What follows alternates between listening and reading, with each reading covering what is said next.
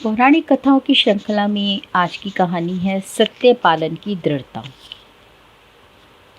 अयोध्या नरेश महाराज हरिश्चंद्र ने स्वप्न में एक ब्राह्मण को अपना राज्य दान कर दिया था। जब वह ब्राह्मण प्रत्यक्ष आकर राज्य मांगने लगा तो महाराज ने उसके लिए सिंहासन खाली कर दिया।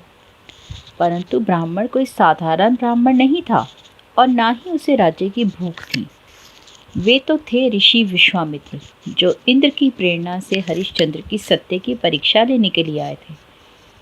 राज्य लेकर उन्होंने राजा से इस दान की पूर्वता के लिए 1,000 स्वर्ण मुद्राएं दक्षिणा की और मांग ली। दान किए हुए राज्य का तो सब वैभव कोष आदि ऋषि का हो ही गया था।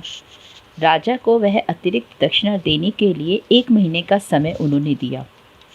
जो अब तक नरेश था वह अपनी महारानी और राजकुमार के साथ साधारण वस्त्र पहने राजभवन से दरिद्रों के समान निकल पड़े। उनके पास एक फूटी कौड़ी भी नहीं थी और ना ही कोई रास्ता था। अपने दान किए राज्य का अन्न जल उसके लिए वर्जित था। वह उदार धर्मात्मा भगवान विश्वनाथ की पूरी काशी में पहुंचा। भरे बाजार में उसने अपनी पत्नी को दासी बनाने के लिए बेचने की पुकार शुरू कर दी। महारानी शैब्या, जो सैकड़ों दासियों से सेवित होती थी, धर्मनिष्ठ पति द्वारा बेच दी गई। एक ब्राह्मण ने उन्हें खरीदा। बड़ी कठिनाई से उस ब्राह्मण ने शैब्या को अपने छोटे से पुत्र रोहिताशव को साथ रखने की अनुमति दी। परंतु महारानी को बेचकर भी हरिश्चंद्र विश्वामित्र को केवल आधी ही दक्षिणा दे सके। शेष आधी के लिए उन्होंने स्वयं अपने को चांडाल के हाथों बेचा। महारानी शैव्या अब ब्राह्मण की दासी थी। पानी भरना, बर्तन मलना, घेर लीपना, गोबर उठाना आदि सभी कार्य ब्राह्मण के घर का उन्हें करना पड़ता था।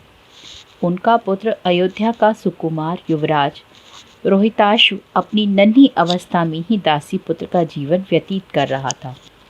उधर राजा हरिश्चंद्र को चांडाल ने शमशान रक्षक नियुक्त कर दिया था। जिनकी सेवा में सेवकों और सैनिकों की भीड़ लगी रहती थी, वे अब हाथ में लाठी लिए अकेले घोर शमशान भूमि में रात्रि को घूमा करते थे। जो कोई वहां शवदाह करने आता, उससे कर लेना उनका कर्तव्य बन गया था। विपत्ति यहीं नहीं समाप्त हुई थी। रोहिताश्व को सर्प ने डस लिया। अब शैब्या के साथ भला शमशान जाने वाला कौन मिलता। अपने मृत पुत्र को उठाए वह देवी रोती चिल्लाती रात में ही अकेली ही शमशान में आई। उनका रुदन सुनकर हरिश्चंद्र भी लाठी लिए उनके पास कर लेने पहुंच गए। मेघाच्छन्न आकाश, घोर अंधकारमयी रजनी, किंतु बिजली चमकी और उसके प्रकाश में हरिश्चंद्र ने अपनी रानी को पहचान लिया। पुत्र का शव सामने पड़ा था और पतिव्रता पत्नी क्रुदन की कर रही थी, परंतु हरिश्चंद्र ने अपने दिल को वज्र बना लिया था। हाय रे कर्तव्य! कर्तव्य से विवश वे बोले, भद्रे, कुछ कर दिए बिना तुम पुत्र के देह का संस्कार नहीं कर सकती। मेरे स्वामी का आदेश है कि मैं किसी को भी कर लिए बिना यहाँ शव दहादी ना करने दूँ। मेरा धर्म मुझे विवश कर रहा है। शैब्या बोली, क्या कर दें? क्या धरा था उस धर्ममयी नारी के पास? पुत्र के मृत शरीर को ढकने के लिए उसके पास कफन तक नहीं था। अपने आंचल से ही वह उसे ढककर ले आई थी, परंतु पति के धर्म की रक्षा तो अपने प्राण देकर भी उसे करनी थी। उसने अपनी आधी साड़ी कर के रूप में देने का विचार कर लिया। हरिश्चंद्र ने उसकी साड़ी फाड़ लेना चाहा। परीक्षा समाप्त हो गई। शमशान भूमि दिव्य लोक से आलोकित हो उठी। भगवान नारायण ने प्रकट होकर हरिश्चंद्र का हाथ पकड़ लिया।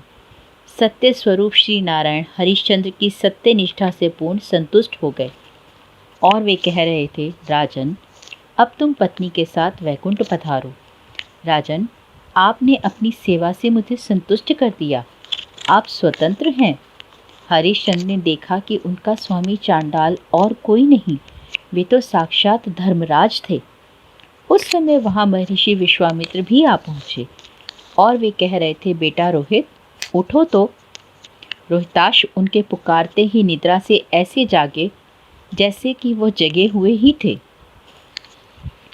महर्षि ने कहा, राजन, रोहित अब मेरा है और उसे मैं अयोध्या के सिंहासन पर बैठाने के लिए अपने साथ ले जा रहा हूँ। ओम नमो भगवते वासुदेवाय।